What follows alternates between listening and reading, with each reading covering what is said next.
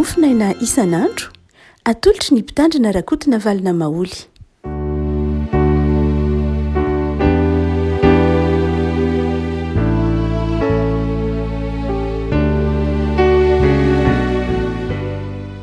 Fahalalana-batsika ry afaka tratra ity alakamisy fa 8 ny volana jona ity. Ny mofinaina voalahatra ho antsika anio dia ny Romanina toko 4:12. Romanina toko 4:12 andininy 7:10 ka hatramin'ny andininy 7:20.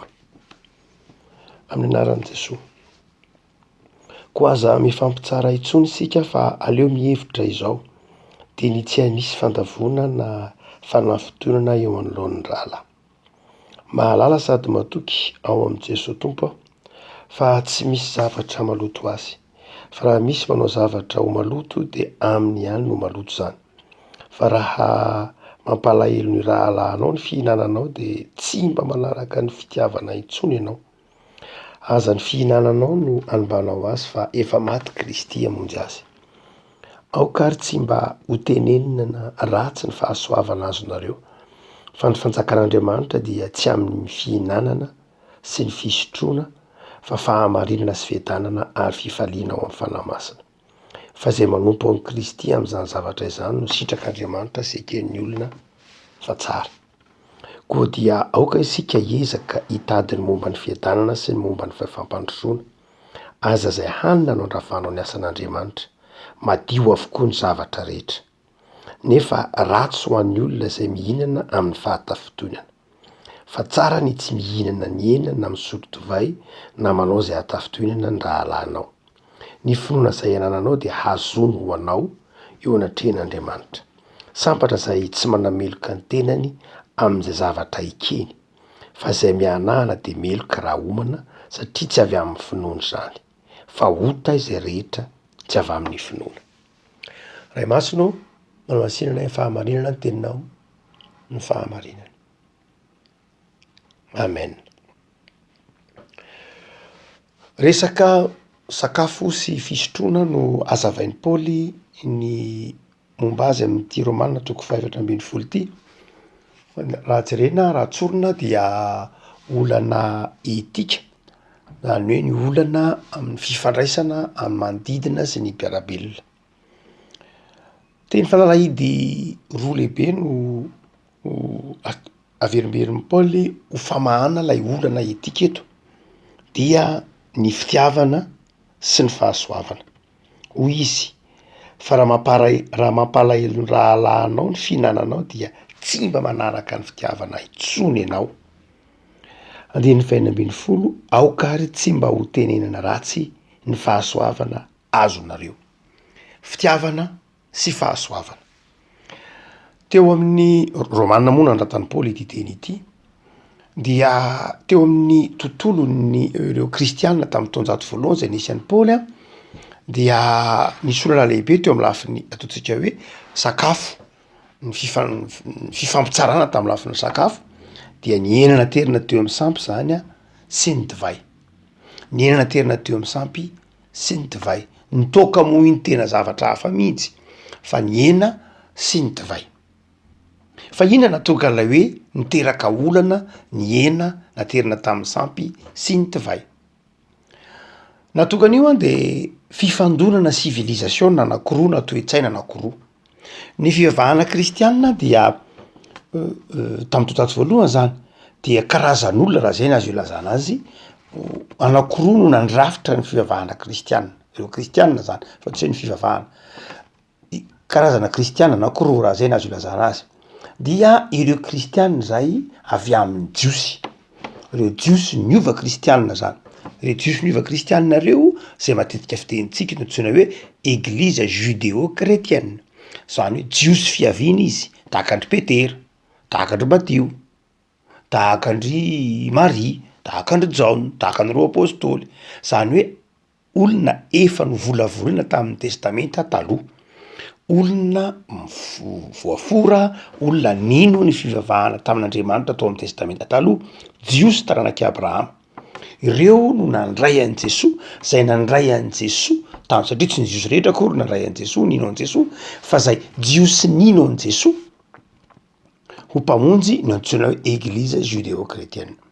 Saingy tsy ireo ihany akory ny kristianina fa nisy ireo jentilisa niova kristianina, zany hoe avany amin'ny fanimpotsampy izy, hafa firenena izy zany, tsy nino an'Andriamanitra izy, tsy nino ny testamenta taloha, tsy niandra testamenta taloha izy, tsy voafory izy, tsy nanao sorona izy, tsy vavaka tamin'ny tempoly izy, tsy nino Andriamanitra Abrahama izy, fa nino Andriamanitra maro samihafa, tahaka ny Korintianina, tahaka ny Galatianina, tahaka ny Efesianina, tahaka ny Kolosianina, fa nandray sy nino an' Jesosy kosa no ny asan'ny Paoly sy ireo namany, no ny asan'ny Paoly sy ireo namany, ireo no antsoina hoe eglize pagano-kretienne. Ireo eglizy anankiroa ireo zany hoe ny kristianina avy amin'ny jiosy, avy amin'ny fivavahana jiosy miova nandray an' Jesosy, sy ireo jentilisa miova kristianina ireo de mandrakariva tsy nitovy fomba fijery amin'ny lafiny zavatra maro. Ny asan'ny apôstôly toko faha 1010 de anankiray am'zay manazava azy momba ny famorana, momba ny sorona, momba ny isan-karazany hitantsika asan'ny apôstôly toko faha 1010 ary niteraka olana mihitsy aza ny fifandraisany izy ireo. Paoly apôstôly ny jentilisa, ry Petera ambany namany apôstôly ny judéo-kretienne, no zany dia niteraka olana izy io. Avelatsika ny lafiny ara-potom-ponoana any, fa andeha itsika ijery ilay olana etika zay resahany ty Romanina toko faha 4:10 ity. Ny enana terina tamin'ny sampy. Ny jiosy zany hoe ireo jiosy niova kristiana, ny eglize ny eglize judéo-kretienne de tsy nanana olana mihitsy amin'ny antsoina hoe hena. Tsy nanana olana mihitsy amin'ny antsoina hoe hena izy ireo. Satria ny fihinany de ondry, ny fihinany de osy, ny fihinany de omby, tsy mihinan-kisoa teo moa izy ny jiosy. No zany dia tsy nanana olana tamin'ny hena mihitsy izy ireo. Ny hena dia fihinany andavanandro, hoaniny andavanandro, ary rehefa manao sorona izy any amin'ny tempoly de manao sorona dia zay naterina any amin'ny zay atao sorona dia hoan'ny mpisorona le hena, fa tsy miverina am'lay olona tsy akory, raha tsy haino ny antony manokana. No zany dia tsy nanana olana tamin'ny hena mihitsy ny eglize judéo-kretienne. Fa ny eglize pagano-kretienne kosa, ireo jentilisa izay nandray an' Jesosy kosa, kristiana, reo jentilisa kristiana zany de nanana olana tamin'ny hena. Tsy lay hena mahay hena azy zany hoe amin'ny lafiny nofo loatra ny fototra, fa amin'ny lafiny ara-panahy. Ny hena rehetra teny an-tsena dia rehefa mamony hena zany varotra eny an-tsena tamin'ny eglize pagano-kretienne, ataovy hoe tany Korinto ianao, ataovy hoe tany Roma ianao, ataovy hoe tany Efesosy ianao, tsy aty a Jerosalema zany na ty Jodia, de ny hena rehetra eny an-tsena de misy fomba ny famonoana azy, ary misy fomba natao tamin'ny sorona, dia karazany nanombilana natao sorona nanao fomba nananaovana fomba mpivavahana tamin'ny sampy ny hena rehetra teny an-tsena. Zay natonga ny akabeazan'ny eglize pagano-kretienne végétarien tamin'ny taonjato voalohany, no ny antony hoe ny hena rehetra de nanaovana fomba jentilisa avokoa, zany nanaovana sorona, nanaovana fomba mpivavahana tamin'ireo sampy romanina na sampy grika. Raha ohatra ka ampilarina am'izao henantsika zao zany de ohatra ny hoe ny hena rehetra izay amidy eny amin'ny fivarotan-kena musulman ohatra de halal, dia ohatr'izay mihitsy rehefa hena rehetra amidy eny amin'ny boucherie na fivarotan-kena musulman dia halal, satria halal izy tsy lay hoe karazana biby manokana fotsiny, karazana biby manokana loatra, fa lay fomba nisy fomba nanaovana azy zany, nisy zavatra natao taminy, nisy rite na fomba natao zany nahatonga azy ho halal. De ohatr'izay koa tamin'ny taonjato voalohany, ireo ny hena rehetra teny amin'ny sampy zany dia tahaka zany hoe halal zany, tsy halal amin'ny fijerentsika azy akory musulman moa mbola ty ambadiky ny taonjato fahaenina fahafito, fa le hoe nisy fomba mpivavahana vao azo hoanina ny hena rehetra namidy teny an-tsena. No zany de zao ao anatin'ny fiarahamonina nefany misy jiosy miova kristianina, misy jentilisa miova kristianina. Le jiosy miova kristianina avy hatrany dia mividy hena izy, tonga de mividy hena izy satria amin'ny hena an'Andriamanitra, any Jehova ny tany zay rehetra eo aminy ozy ny hena eny an-tsena de hoaniny tsy misy olona mihitsy. Rehefa mahita an'iny jiosy mihinana an'iny hena izay mihinana an'iny hena iny zany, ireto avy amin'ny eglizy pagano-kretienne, ireto zay mahafantatra resesy lahatra manao hoe iny hena nke ka nanaovana fombe fa maninona no hoaninao, zavatra natolotra ho an'ilay sampy tery nefa hoaninao, ny dikan'izany dia toy ny manompo sampy ianao. Teo zany lay olana de lasa ny fampitsara amin'ny lafiny hoe lay jiosy kriva kristianina na ataoko hoe reo judéo-kretienne na koa mety hoe misy jentilisa ihany koa fa efa nahasongona izany finoana zany de mitsara iretsy tsy mihinana, iretsy tsy mihinana dia mitsara ny tsy mihinana de niteraka fifampitsarana. Ndray miteny manao hoe enao manota fa mihinana enaterina teny amin'ny sampy, enao manao hoe enao kely finoana tsy mahatoky ny fanadiovan'i Kristy, dia tahak'izay teo amin'ny hena. Mitovy tsisy valaka am'izay ihany amin'ny divay. Ny divay teo amin'ny eglize judéo-kretienne, ny jiosy rehetra de fantatsika fa ny divay dia avy amin'ny zavatra fihinana isan'andro. Bokin'ny Saiapa aminany de miteny hoe avy midivay, avy mividy divay sy ronono tsy amborana amin'ny karena. Ny divay teo amin'ny jiosy de mariky ny fifaliana, zavatra sakafo isan'andro ny divay. Aiza moa hoe sakafo isan'andro, sakafo mihaja, sakafo tena sakafo fihinana ny jiosy ny divay. Ary tsy nanana olona tamin'ny divay mihitsy ny eglize judéo-kretienne tahaka ny jiosy, tahaka ny Jesoa koa dia tsy nanana olana mihitsy tamin'ny divay fantatsika hatrany amin'ny Jaona toko 2 aza hoe nanovandrano tonga divay. Na i Timoty aza tsy nanana, Paoly ara moa tsy nanana olana tamin'ny divay, niteny tamin'ny Timoty hoe ho anao manokana mba misotro ihany divay kely. Zany hoe ny judéo-kretienne na ny jiosy miova kristiana tsy nanana olana mihitsy momba ny divay. Ny mamy divay kosa no tsy nakasitrahany Soatra Masina, tsy nakasitrahany filazantsara, tsy nakasitrahany Paoly, fa fahambanitsaina avy hatrany ny olona mamy. Na mamy ninona na mamy ninona de mitovy fahambanitsaina sy fahotana, ny tsy fahaizana mifehtena, ny tsy fifehezantena eo anatrehan'ny divay ao anatiny antsoina hoe mihoatra zany. Ho an'ny judéo-kretienne zany amin'ny ankapobeny raha ny jiosy tsy de manao hoe misotro divay mihoatra noho zay tokony hosotroina loatra, no zany dia tsy mipetraka aminy loatra ny hoe divay, tahaka ny sakafo rehetra ihany. Fa ho an'ny eglizy pagano-kretienne indray tahaka ny hena ihany de zao maloto ho azy, maloto aminy ny divay. Miantony hoe de zao misy lay Andriamanitra tsoina hoe Bacchus tamin'ny Romanina, izay Dionysos ny fahafantarana azy taty amin'ny Grika. Tamin'ny Romanina na tamin'ny Grika na tamin'ny eglizy pagano-kretienne zany, tamin'ny Romanina zany na tamin'ny Grika de zao zay mipoira ny eglizy pagano-kretienne ozy teo dia io divay io dia tsy tonga ho azy akory. Misy Andriamanitra tsoina hoe Bacchus na Dionysos zay andriamanitry ny voaloboka, andriamanitry ny voaloboka, ka ny ranom-boaloboka tsy miova ho divay raha tsy vokatry ny asan'ny Bacchus na Dionysos. Zany hoe fiasan'ny lay andriamanitra Bacchus zany mahatonga lay fermentation, ka mahatonga lay ranom-boaloboka ho tonga divay. Tsy ao anatin'ny sainy tamin'izany fotoana zany mbola tsy lasa lavitra ny chimie, mbola tsy lasa lavitra ny chimie hoe ny divay dia lasa ny ranom-boaloboka de lasa divay rehefa misy température na fa ohatran'izao misy fermentation tahaka zao dia sy ny sisa de miova divay io.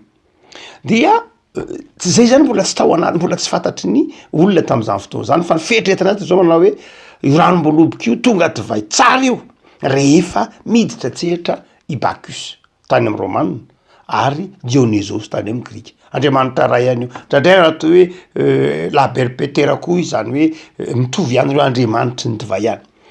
Fa izay nitranga de zao ny Bacchus moa mandrakitiny androany de mbola mipetraka mandrakariva ny teny frantsay hoe bacchanal, dia avy amin'ny teny hoe Bacchus lay fifaliana, lay tabataba, satria ny fomba fanomponan'ny Bacchus dia amina fifaliana be, fety be, horakoraka be, andriamanitry ny filana, andriamanitry ny fahafinaretana, zay ny malaza azy, andriamanitry ny fahafinaretana i Bacchus. Ary ireo mpandinika asaina ary de milaza hoe ny teny hoe baccalauréat dia avy amin'ny teny hoe Bacchus mihitsy, bac Bacchus lauréat, zany hoe rehefa mahomby tam'izany fotoana zany, tsy am'izao andro zao akory fa rehefa naomby ny olona tany aloha tany a dia mandrakariva hanaovana fety, dia rehefa miteny hoe fety bacchus zay, divay zay, dia anazoga teny hoe arrosage, dia araraka ny divay a fetina divay dia araraka am'lay olona lohan'lay olona dia asina lauréat na asina n'iny le ravitsara iny ny lohan'le olona. Avelatsika azy zany fa kolotsaina ankapobeny fotsiny ihany. Fa izao vokatray any dia ireo ataontsika hoe eglizy paganao kretiana zany, raha vao mahita divay izy dia ny ao an-tsainy de zao fanompontsampy io, satria tsy misy mihitsy divay ka tsy nanaovana fomba vao nazahoana azy. Matoy io tonga divay, zay teo amin'ny lafika tao an-tsain'ny eglizy paganao kretiana hoe matoy io tonga divay de zao nisy fomba mpivavahana natao tamin'ny Bacchus io na tamin'ny Dionysos. Noho zany tsy mikasika an'io ny eglizy paganao kretiana. Ny antony tsy ikasiany azy tsy resaka hygiène, tsy resaka alcoola, fa resaka spirituel mihitsy na resaka ara-panahy. Ny antony tsy hihinanany zareo hena zany na tsy hisotrony lay divay de zao tsy resaka hoe makarary tam'izany fotoana zany, fa tena resaka mihitsy hoe spirituel, hoe efa nentina ny fangaro tamin'ny sampy io. Noho zany de zao zay misotro divay de atoyny hoe mandray any Bacchus ao anatiny tamin'ny eglizy paganao kretiana. Raha ohatra zany ka mahita jiosy na olo-tsotra misotro divay ny eglizy paganao kretiana, izy manao hoe fa manino no ampidirinao ao anatinao ao Bacchus? Satria tsy niova tsy niova ho divay io raha tsy Bacchus. Zay no mahatonga lay olana tam'izany fotoana zany. Itsika moa ankehitriny indray ny andraisantsika azy de zavatra hafa mihitsy. Itsika ohatra ka tsy mandray ny divay a dia noho ny antony ataontsika hoe noho ny maha-alcoola azy, noho ny hoe mety mahatonga azy manimba ny vatana, fa tsy antony ara-panahy. Fa ny olona tany alohantsika tsy zay loatra, tsy mbola nahafantatra ny areti-bavony tam'izany fotoana zany, tsy nahafantatra ny areti-naty sy ny cancer sy ny ohatran'izany ny olona tam'izany fotoana zany. Fa ny antony tsy hinanana an'io divay io de tsotra fotsiny, tsy hoe satria mamy na inona fahamamona de efa eloka mandrakariva, fa lay lafiny spirituel ara-panahy. Tahaka zany ko raha tsy nihinan-kena ry zareo tamin'ny taonjato voalohany, tsy resaka aty amintsika hoe régime, hoe ny hena ndraindray de manima viande rouge de mahatonga tension tsy zay, fa tena lafiny spirituel. Tsara apetraka ihany zay mba hahatonga antsika tsy hampivily lalana ny famoahana ny hevitry ny soratra masina ka manjary mifampitsara amin'ny zavatra tsy ataontsika hoe tsy tokony ho izy loatra. Noho zany de zao niteraka fifampitsarana ara lay zavatra satria zava-panahy, tsy zavatra hoe ara-nofo zany hoe ara-pahasalamana no mahatonga ny zareo ny fampitsara, fa tena zavatra ara-panahy mihitsy, resaka fanompontsampy mihitsy. Satria hena terina teny amin'ny sampy fe de hoaninao, divay izay natao tamin'ny sampy fe de sotronao. Dia hoy Paoly eto manazava manao hoe nivahany Paoly lay olana, toy izy manao hoe tsy misy zavatra maloto azy, tsy misy zavatra maloto azy, fa raha misy manao zavatra ao maloto de aminy ihany zany maloto. Miteny ny eglizy paganao kretiana izy io hoe aminao ihany io ny maloto io divay io, satria aminao de zao ny fieritreretanao an'io divay io dia nentina tany amin'ny Bacchus io, fa aminao ihany zany, fa am'rery jiosy rery zay na am'reo jiosy niova kristiana na judeo-kretiana tsy maloto ho aminy, satria resy lahatra izy fa zao tsy netiny akory raha misotro divay tany Jode izy, tsy nisy fomba mpivavahana mihitsy nitondrana ny divay tany Jode na tany Galily, fa tena napetraka tao anaty barika te zay. Noho zany aminao ihany io maloto, fa tsy am'rery, zay mazava tsara ny tenin'ny Paoly. Ary raha ny hena de zao aminao ihany koa ny maloto ny hena, satria aminao zay rehefa mety hoerany an-tsena de mifetriretanao azy nanaovana fomba mpivavahana, fa amin'ny jiosy ny hena hoaniny eny an-tsena tsy nanaovana an'izany. Ary amin'ny jiosy de mazava be ny foto-kevitra manao hoe any Jehova ny tany zay rehetra eo aminy, Andriamanitra efa nitsodrano ary ny rany Kristy efa nanadio azy. Noho zany de zao tsy mipetraka intsony le ady hevitra. De zay mahatonga ny Paoly toy ny mametraka ao an-tsain'ny paganao kretiana manao hoe tandremo tsara, fa zay heverinao maloto de aminao ihany maloto. Noho zany de zao aza mitsara manoloana ny fihinanany namanao. Nitodika kosa ndray Paoly any amin'ny judéo kretiana manao hoe tandreminao tsara fa ny fivavahana kristianina de fivavahan'ny fitiavana. Ny fivavahana kristianina de fivavahan'ny fitiavana. Raha misy olona tafitohana noho ny fihinananao, dikany hoe tafitohana de zao manjary miozigozina ny finoany, manjary menjera miala amin'ny finoana izy, manjary lasa misy tahotra ao anatiny mahitanao mihinana lainana terina teny misampy na mahitanao miboboka divay. Noho zany de zao manjary mampenjera azy ianao. Noho zany de zao aza mihinana. Fa ny fanjakan'Andriamanitra tsy ny fihinanana na ny fisotroana. Nakafovoan'ny tsara Paoly nanazava. Ary ny fomba nanazava amin'ny Paoly azy araka ndrasantsika tao, ny teny fanalahidy de ny teny hoe fahasoavana. Ny teny hoe fahasoavana de zao midiky zany fa izao tsy mifampitsara. Tsy mifampitsara ny mihinana, efa tenenin'ny Paoly any amin'ny Koritianina, ny mihinana tsy tokony hitsara ny mihinana tsy tokony manamavo, ny tsy mihinana manao hoe nareo koa kely finoana. Ny tsy mihinana tsy tokony hitsara, ny mihinana ka hiteny manao hoe nareo manota. Revako tsy amin'ny lafiny ataontsika hoe sakafo sy fisotro ihany no ampiarana ity ity fa amin'ny lafiny maro mihitsy. Azo ampiarina amin'ny fiainantsika vanim-potoana ankehitriny mihitsy io, na amin'ny fitafiana, tsy amin'ny sakafo ihany, na amin'ny fomba maro samihafa. Ny zava-dehibe de ny hoe ny fahasoavana. Lehibe ravitra anao zay mety etikan'olombelona ny fahasoavana. Rehavako kristianina ianao, kristianina sika, aza maika amin'ny tsara. Tandremiko nefa ny tsy hanafitoana ny namanao. Raha ohatra ka eo afovoan'ny olona anankiray ianao, ka tsapanao fa mahatafitoina ny olona ny fihinananao, ny fisotronao, de zao aza manao zany.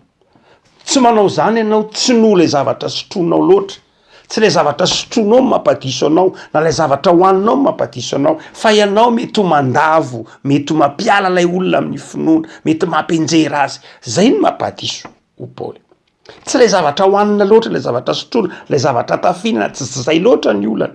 Fa izao enao mampenjera. Ary ianao mitsara koa de izao. Tsy ianao le tsy mihinana koa akory ny marina. Tsy hoe rehefa tsy mihinana ianao de marina, fa diso indray ianao satria ianao ny tsara.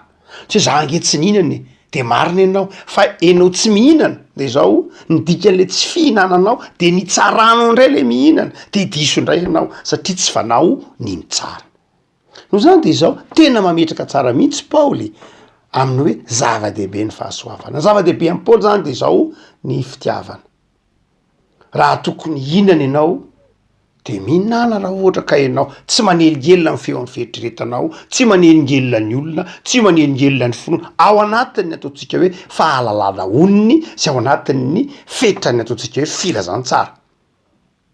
Raha ohatra ndray ka manafitohina ny hafa ny fihinananao mety mampenjera azy de aza mihinana. Samy diso ny mihinana sy ny mitsara. Ny mihinana ka mandavo ny hafa sy ny tsy mihinana ka mitsara ny hafa. Samy diso anatrehan'Andriamanitra. Afaka malala aingana eo takatrao fa ny zava-dehibe tiany Paoly takatritsika de zao efa no ahafahan'ny tompo isika. Noho zany de zao ny kristianina de tompona niraikitra tsy amin'ny tenany ihany fa amin'ny rahalahany. Ary zava-dehibe mihoatra noho ny tenany aza ny rahalahany. Zay mahatonga an'i Paoly miteny manao hoe aoka hanao ny namana mihoatra noho ny tenany hafa. Paoly tsy niteny hoe aoka ho tiany namana, tahaka ny tena aoka manao mihoatra noho ny fitiavana ny tena, ny fitiavana ny namana. Dia zay no antony hitandremantsika rehavako malala. Ny zava-dehibe zany tsy voatery tsy manenjika antsika akory ny eritreretritsika. Fa misy lafin-javatra rehefa isika samysika malala-tsaina aneo tsy sorana mihitsy tsisy hifampitsara. Hoe ay ve zao zany de iny hafa. Rehefa fantatrao lahy tontolo misy ianao, ny antsony hoe fahendrena zany zao ny fahafantaranao manao hoe mety ve zao fihetsika zao fitafiko zao, na izao sakafo hoaniko zao, na izao fihetsika zao, zakany reto olona reto tsy manafitoana azy ve? Raha izay de tsisy olana mihitsy. Fa raha ohatra kosa ka tsapanao hoe mety hatafitoana le olona le izy de tsy ataonao. Toe-javatra tahaka zany rehefa malala ny tena zava-dehibe. Ary faharoa de zao, na olona koa izay manatrika eo de tokony tezainy Paoly tsy alaky tsara.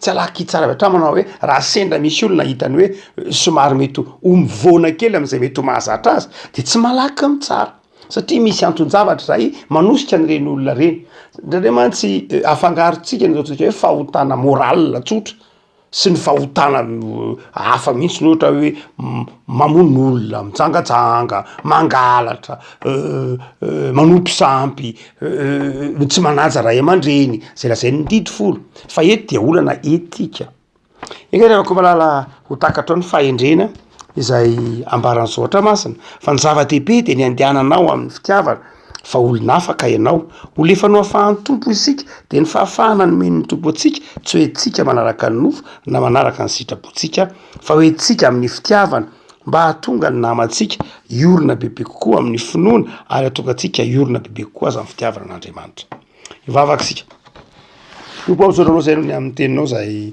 azonay novakina tamin'ny teny malagasy manazava aminay ny fahalehiben'ny fitandremanay ny namanay mibaiko ny fiainana kristianina isan'andro ny fitiavana sy ny fahasoavana tsy ny lalàna no mibaiko anay fa ny fahasoavana sy ny fitiavana ny lalàna dia efa nomenao anay ahafantaranay ny tsara sy ny ratsy ahafantaranay ny tokony atao sy ny tsokotokony atao fa ny fahasoavana sy ny fitiavana zay nampahafantaranao anay tano alan'i Jesosy kosa no mampahery anay ho masina eo anatrehanao de ampahery zay tompo hitondra tena tsara anana fahendrena amin'ny fifandraisana amin'ny namanay sy amin'ny mpiarabelona aminay ary ahafahanay mijoro vavolombelony ny fitiavana mandrakariva amin'ny lalana zay hitondranao anay tompo de mivavaka azy zahay am'izao andro ankehitriny zao dia ampahereza iorona mandrakariva amin'ny finoana sy ny fitiavana namana vavaka kosa zay tompo an'ireo zay manana fatorana amin'ny alkôla na ny zava-mahadomelona afao izy ireny mivavaka koa zay ho an'ireo zay manana fatorana amin'ny fitsarana ny hafa manana fatorana amin'ny fanamelona ny hafa afao izy ireny dia da io tompo ny firenenay ny tanindrazanay ary ataovy miorona mandrakariva aminao Andriamanitra ny tokantranonay ny asanay ary ny fanoloran-tenanay amasino zay tompo hotsapanay fa Andriamanitra velona ianao ka mampandresy anay mandrakariva mitoera aminay mandrakariva Jesosy amen